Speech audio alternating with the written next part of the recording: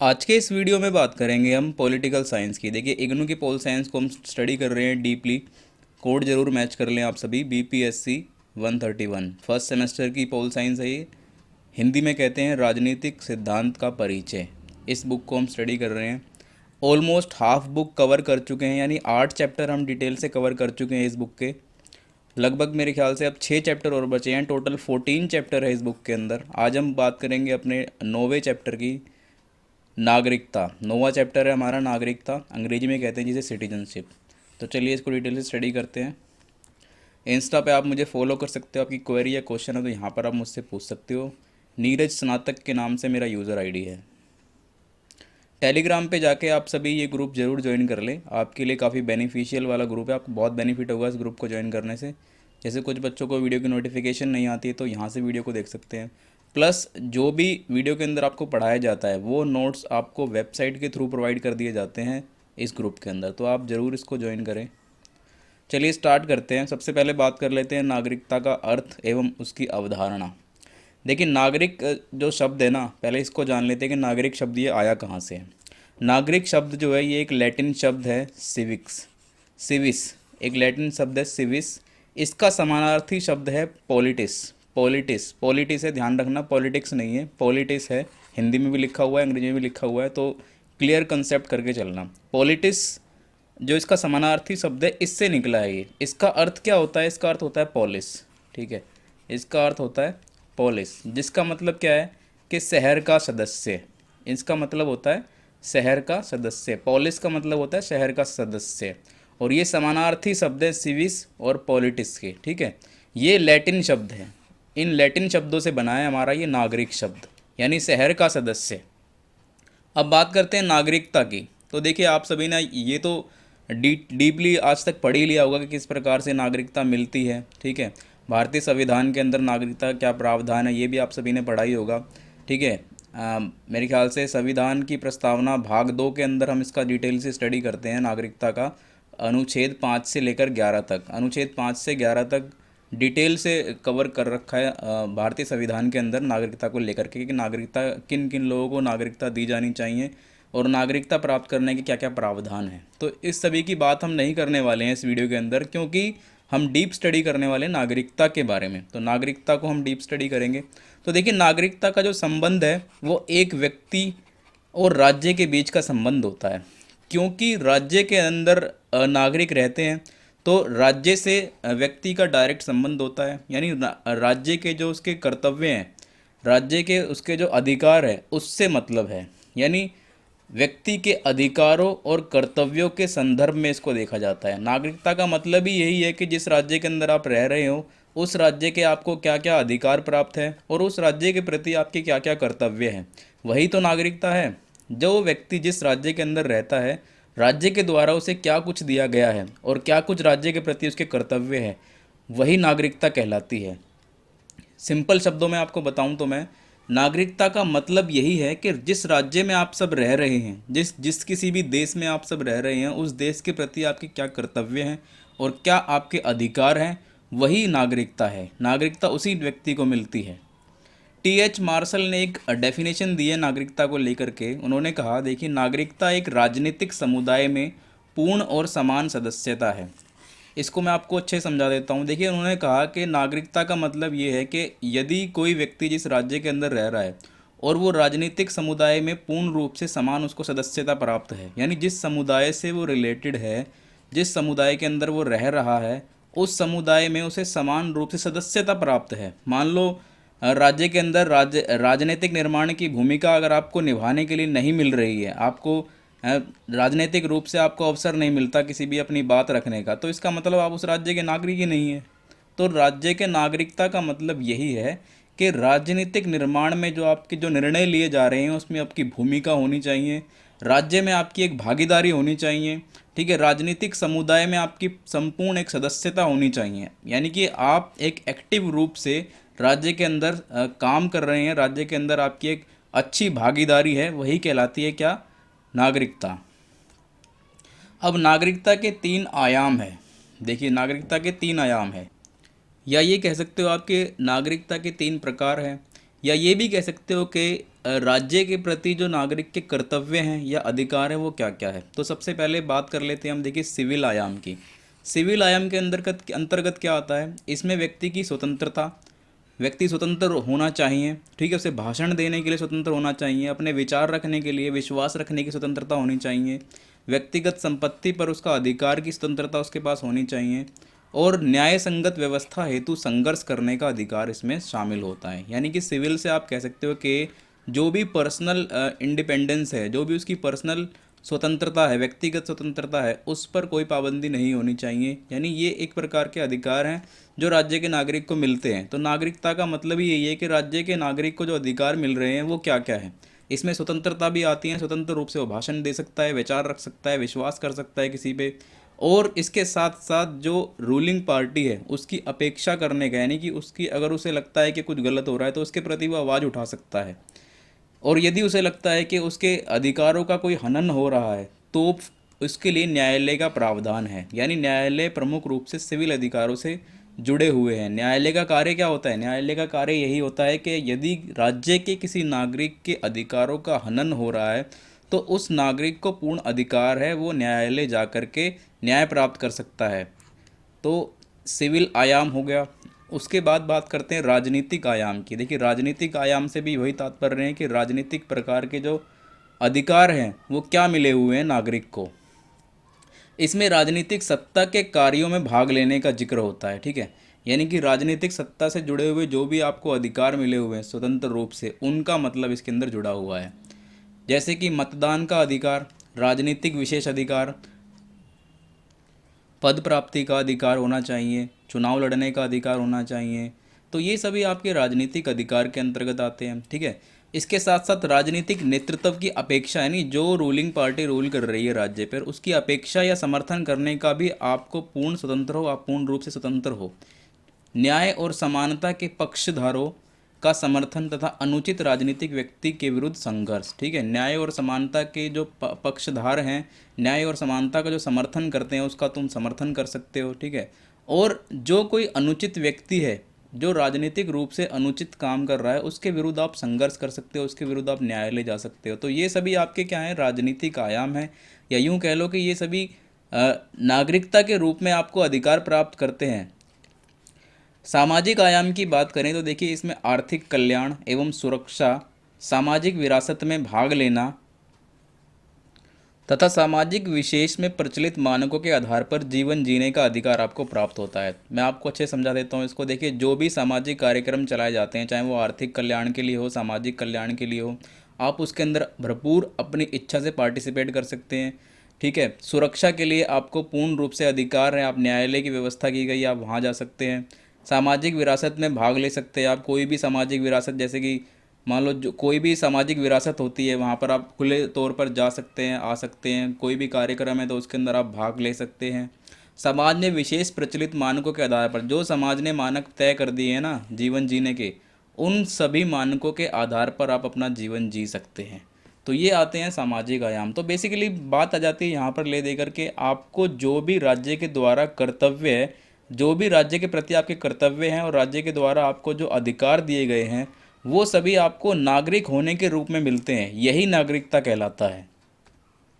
उदारवादी सिद्धांत क्या कहता है नागरिकता को लेकर के, एक बार इसको डिस्कस कर लेते हैं। देखिए कई सिद्धांत दिए गए हैं, जैसे उदारवादी सिद्धांत है, मार्क्सवादी सिद्धांत है, बहुलतावादी सिद्धांत है, नारीवादी सिद्धांत है। तो सभी ने अलग अलग अपने सिद्धांत दिए, बहुत सारे विचारक रहे हैं जिन्होंने अपने अपने विचार दिए हैं नागरिकता को लेकर के। तो कुछ विचारकों को, कुछ सिद्धांतों को हम डिस्कस करेंगे इसके अंदर। सबसे पहले बात कर लेते हैं उदारवादी सिद्धांत की। तो उदारवादी सिद्धांत जो है वो स्वतंत्र नागरिक बनाने की आशा करता है, यानी वो अपने नागरिक को स्वतंत्र रखना चाहता है उदारवादी सिद्धांत, और स्वतंत्र नागरिक बनाने की आशा करता है। वो चाहता है कि समान रूप से समान अधिकार और समान रूप से समान कर्तव्यों का पालन जो है राज्य का नागरिक करे। और ये स्वतंत्र रूप से नागरिक बनाने के लिए वो कहता है कि इसमें लोक शिक्षा और सांस्कृतिक कार्यक्रम के माध्यम से नागरिकों को सहायता दी जाए, या नागरिकों को प्रशिक्षण दिया जाए सांस्कृतिक कार्यक्रम के द्वारा और लोक शिक्षा के द्वारा, ठीक है।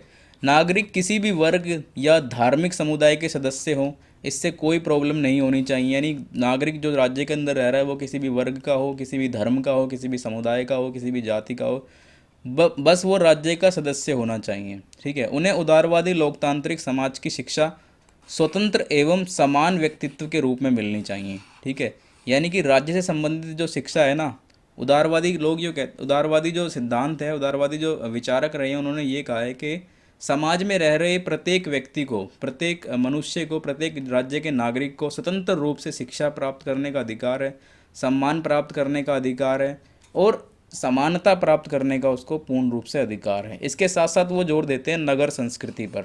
नगर संस्कृति ने ही उदारवाद के लोकतंत्र को ये कह लो कि बढ़ावा दिया है। अब नगर संस्कृति क्या बताती है? नगर संस्कृति बताती है कि जीवन जीने का तरीका कैसा होना चाहिए राज्य में नागरिक का। ठीक है, प्रकृति के अनुभव के आधार पर क्या क्या दिक्कतें आती हैं, क्या क्या जो प्रकृति के अनुभव है उससे कुछ सीख सके नागरिक। ठीक है, नैतिक मानकों व उपयुक्त मानदंडों को प्रस्तुत किया गया है इसके अंदर। यानी नगर संस्कृति ये समझाती है कि राज्य को, जो राज्य के नागरिक को क्या कुछ सीखना चाहिए, जीवन जीने के तरीकों को सिखाती है। नगर संस्कृति एक मजबूत किलेबंदी की क्षमता रखती है और एक मजबूत, ये कह सकते हो कि मजबूत एक नागरिक व्यवस्था जो है वो सामने लेकर के आती है। इसके बाद बात करते हैं हम मार्क्सवादी परिप्रेक्ष्य की, या कह सकते हो मार्क्सवादी सिद्धांत की। ये जो मार्क्सवादी सिद्धांत है ना, ये कुछ अलग तरीके से बताते हैं नागरिकता को लेकर के। मार्क्सवादी कहते हैं कि जो समाज है ना, वो वर्ग में बटा हुआ है। वो कहते हैं कि दो वर्गों में समाज बटा हुआ है, एक पूंजीवादी वर्ग, पूंजीपतियों का वर्ग है, और एक श्रमिक वर्ग है। उनके अनुसार क्या कि पूंजीवादी राज्य सिद्धांत के अंदर सामाजिक संबंधों को नागरिकों के बीच वर्ग संबंधों के रूप में व्यक्त किया गया है। यानी कि जो भी सिद्धांत बनाए गए हैं ना, जो भी अधिकार दिए गए हैं, वो लगभग दो वर्गों के रूप में काम करते हैं, एक पूंजीपति और एक श्रमिक। ये मार्क्सवादियों का कहना है कि जो भी राज्य के द्वारा सिद्धांत बनाया गया है वो दो वर्गों के रूप में बटा हुआ है, एक पूंजीपतियों का वर्ग है, एक श्रमिकों का वर्ग है। यानी उनका कहने का मतलब ये है कि जो राज्य के अंदर नागरिक रह रहे हैं ना, उसमें एक हिस्सा जो पूंजीपतियों का होता है, वो विशेष रूप से अपना पार्टिसिपेट कर पाते हैं राजनीतिक निर्णय लेने में। राजनीतिक, जो भी राजनीतिक रूप से जो कुछ भी निर्णय लेना है या कुछ व्यवस्था बनानी है, उसके अंदर जो भरपूर पार्टिसिपेट है वो पूंजीपति ही दे पाते हैं। जो श्रमिक वर्ग है वो तो बेचारा कहीं ना कहीं अपनी मजदूरी में लगा रहता है, कहीं ना कहीं अपने पेट को पालने के लिए वो जीवन भर की भागदौड़ में लगा रहता है। तो इनका कहना ये था कि जो पूंजीपति है उनका कहीं ना कहीं समाज के ऊपर वर्चस्व रहता है, कहीं ना कहीं राज्य के ऊपर वर्चस्व रहता है। तो समानता वाली बात को ये डिनाई कर देते हैं कि समानता वाली बात जो है वो कहीं ना कहीं अफेक्ट होती है समाज के अंदर। आर्थिक रूप से जो कमज़ोर वर्ग है वो शक्तिशाली वर्गों के प्रभुत्व के कारण अपने नागरिक अधिकारों का प्रयोग करने की स्थिति में ही नहीं है। कहने का मतलब वही है कि जो भी कमज़ोर वर्ग है, जो आर्थिक रूप से जो बेचारे मजदूर वर्ग है, जो श्रमिक वर्ग है, जो डेली दिहाड़ी मजदूरी करने वाले हैं, वो तो अपने अधिकारों का प्रयोग ही नहीं कर पाते हैं। इनका कहने का तात्पर्य ये है, जो शक्तिशाली वर्ग है वो उनके अंडर काम कर रहे हैं एक तरीके से। तो मार्क्सवादी सिद्धांत ये कहता है कि दो वर्गों में बटा हुआ है हमारा समाज।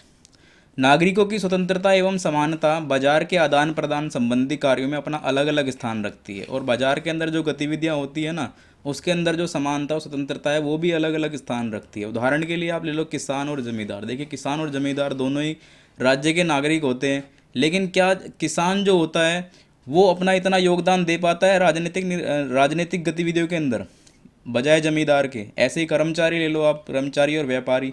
कर्मचारी का क्या काम है? कर्मचारी सुबह से शाम तक अपनी ड्यूटी में लगा रहता है, अपनी नौकरी में लगा रहता है। उसको तो इतनी जान का बस ये तो है कि ये सब वोट दे सकते हैं, इन्होंने मतदान का अधिकार है, ठीक है, राजनीतिक अधिकार तो इनको प्राप्त है, लेकिन क्या ये अपने अधिकारों का पूर्ण रूप से प्रयोग कर पाते हैं? नहीं कर पाते, क्योंकि ये जो वर्ग है ये कमज़ोर वर्ग है आर्थिक रूप से। ये सिर्फ इसमें लगा रहेगा कि मुझे पेट पालना है या मुझे कार्य करना है, ये इन्हीं चीज़ों में लगा रहता है। तो कहीं ना कहीं समाज के अंदर जो पूंजीपति वर्ग है ना, जमींदार हो गए, व्यापारी हो गए, इनका समाज के अंदर वर्चस्व है, और राजनीति प्रक्रिया के अंतर्गत राजनीतिक अधिकारों का भरपूर प्रयोग जो है ये पूंजीपति वर्ग उठा पाते हैं।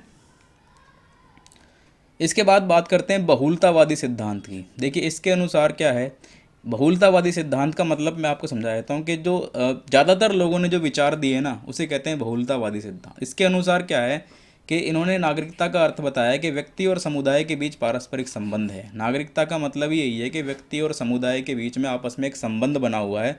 वो संबंध कर्तव्यों का है, वो संबंध किसका है? अधिकारों का है। डेविड हेल्ड कहते हैं कि व्यक्ति समुदाय के खिलाफ कुछ अधिकारों का हकदार है तथा वह समुदाय के प्रति कुछ कर्तव्यों का पालन भी करता है। कहने का मतलब ये है कि जो समुदाय है, जो समाज है, जो राज्य है, उसमें कुछ ना कुछ आपको अधिकार तो मिले हैं, उसके साथ साथ आपको कर्तव्यों का पालन भी करना चाहिए। कहीं ना कहीं आप कर्तव्यों का पालन भी करते हैं। तो दो चीज़ें हैं जिससे आप जुड़े हुए हैं, जिससे आपकी नागरिकता अफेक्ट होती है। यह कह सकते हो कि नागरिकता का जो बेस है वो यही है कि समाज के अंदर जो आपके अधिकार हैं और समाज के अंदर जो आपके कर्तव्य हैं, उनका आपसी संबंध क्या है, उनका पारस्परिक संबंध क्या है, वही नागरिकता है।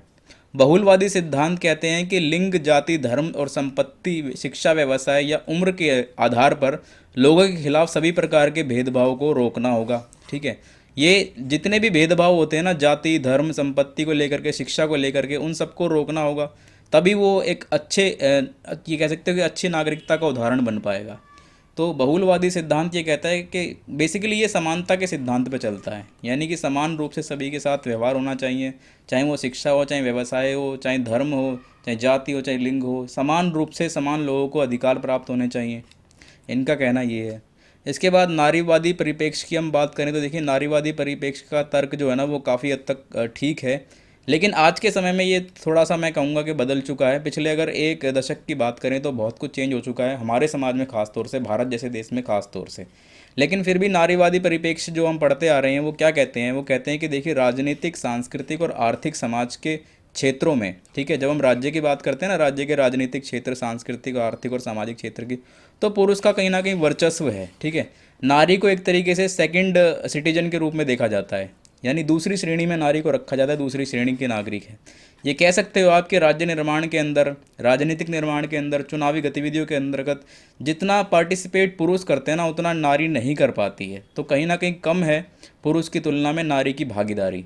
तो ये यही बताना चाहते हैं कि जो नारी की जो स्थिति है ना, राज्य के निर्माण को लेकर, राजनीतिक, सांस्कृतिक और आर्थिक सामाजिक क्षेत्रों को लेकर के पुरुषों से वो कम है, पुरुषों की तुलना में नारी का जो है वो कम है पार्टिसिपेशन, भागीदारी। इसलिए जो है पुरुष और महिलाओं के बीच समानता को लाने के लिए उदारवादियों का मानना ये है कि संवैधानिक सुधार होने चाहिए। यानी इन्होंने कहा कि कुछ संवैधानिक सुधार होने चाहिए जिससे कि पुरुष मेल और फीमेल की जो असमानता की दीवार है ना वो कम हो सके। उदारवादियों का मानना ये था, कुछ संवैधानिक सुधार लाने होंगे, यानी कुछ कानून ऐसे बनाने होंगे जिससे ऐसा सुधार हो सके कि महिलाओं की जो भागीदारी है, महिलाओं का जो पार्टिसिपेशन है वो बढ़ सके, राजनीतिक, राज्य के निर्माण में, आर्थिक निर्माण में, इन नीतियों में इनकी भागीदारी बढ़ सके। इसे कहा जाता है नागरिक नारीवादी। इसी को कहते हैं, क्या कहते हैं, नागरिक नारीवादी। लेकिन जो कट्टरपंथी नारीवादी हैं वो चाहते हैं कि सक्रिय नागरिक बनाने के लिए महिलाओं का सार्वजनिक क्षेत्रों में प्रवेश होना चाहिए। जो कट्टरपंथी है वो इस तरीके से कहते हैं कि ऐसा कुछ महिलाओं को लेकर के उन्होंने कहा है कि सार्वजनिक जितने भी क्षेत्र है ना उसके अंतर्गत महिलाओं का प्रवेश बिल्कुल अच्छे तरीके से होना चाहिए, बिल्कुल ज़्यादा होना चाहिए। इनका मानना ये, जो कट्टरपंथी नारीवादी है उनका कहना ये है। तभी जो है नारी की स्थिति समाज के अंदर सुधर पाएगी, तभी जो नागरिकता एक तरीके से सेकंड सिटीजनशिप माना जाता है जो समाज के द्वारा, नारीवादियों के द्वारा महिलाओं को, वो ख़त्म हो पाएगा। तो सार्वजनिक क्षेत्रों में महिलाओं का प्रवेश होना चाहिए, ऐसा कट्टरपंथियों का मानना है। तो यहाँ पर हमारा ये चैप्टर ख़त्म हो जाता है। हमने डिटेल से स्टडी करी है इस चैप्टर को। इसके बाद हम बात करेंगे नेक्स्ट चैप्टर की। तब तक के लिए वीडियो को आप लाइक कीजिए, चैनल को सब्सक्राइब कीजिए। धन्यवाद।